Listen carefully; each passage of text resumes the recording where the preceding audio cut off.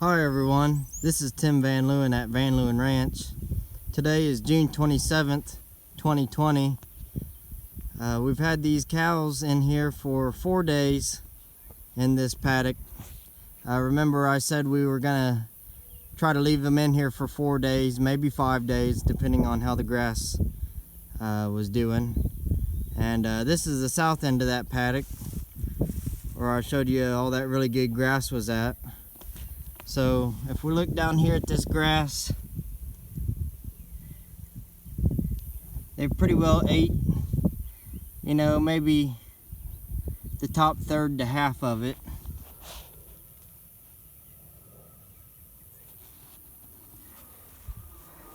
This area down here, the grass was a little bit thicker. It's got a little bit of a wider blade on it like this. They seem to like that the best, this type of grass. You know, if all the grass looked like this, I would probably move them this evening. But we got quite a bit of good grass up here, so I think that they're gonna graze this a little more. And I think I'm gonna leave them in here an extra day.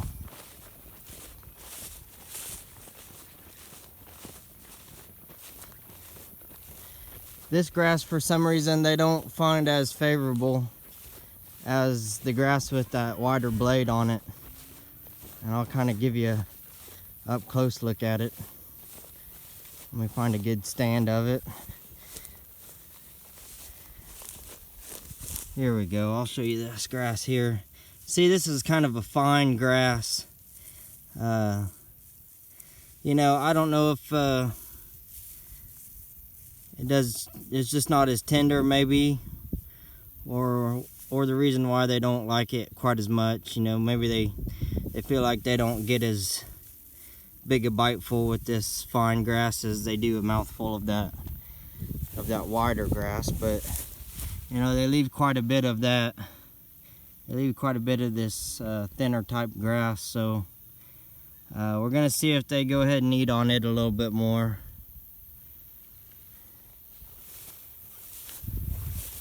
You can see it's still pretty thick.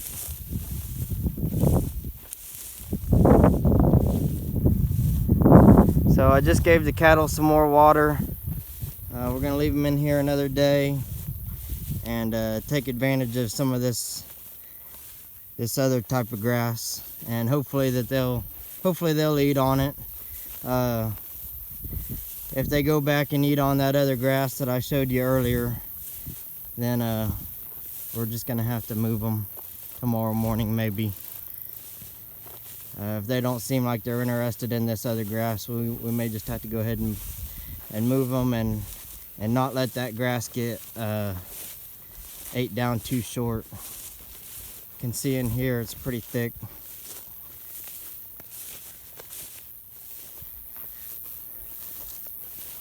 But I thought I'd give you an update on the cattle and how they were eating on this paddock.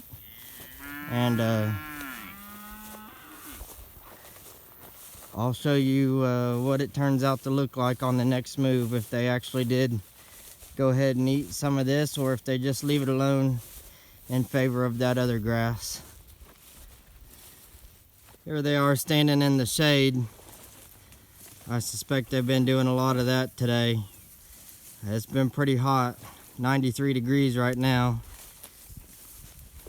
And you know, I could have separated that paddock over there, just on this other side of the trees there, and forced them to graze that. But as hot as it's been, I wanted to make sure that these cattle had some shade, because that's not good on them to have them out in the open when it's this hot. You know, their performance is not going to be up to par. They're not going to be able to cool themselves down, and they're just not going to be as efficient.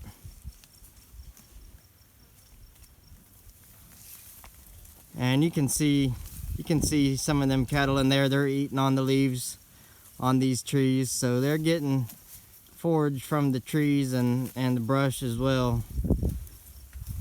So they're going to help clean up some of that, take advantage of some of that leafy foliage.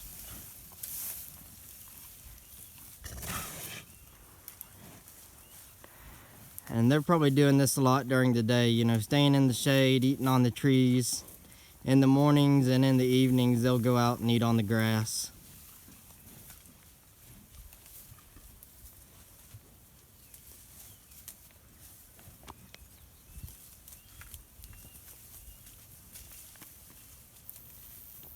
So that's an update on how this grass is doing.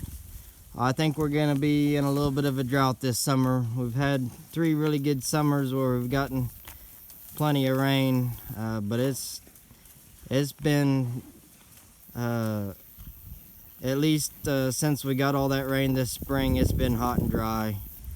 And I think we're going to see a lot more of that. I just looked at the weather and it looks like there's no rain in sight for at least the next week. So I think it's important for these cattle to have some shade, plus you know, just try to give them enough area that they're not grazing the grass down too short if I don't get them moved in time.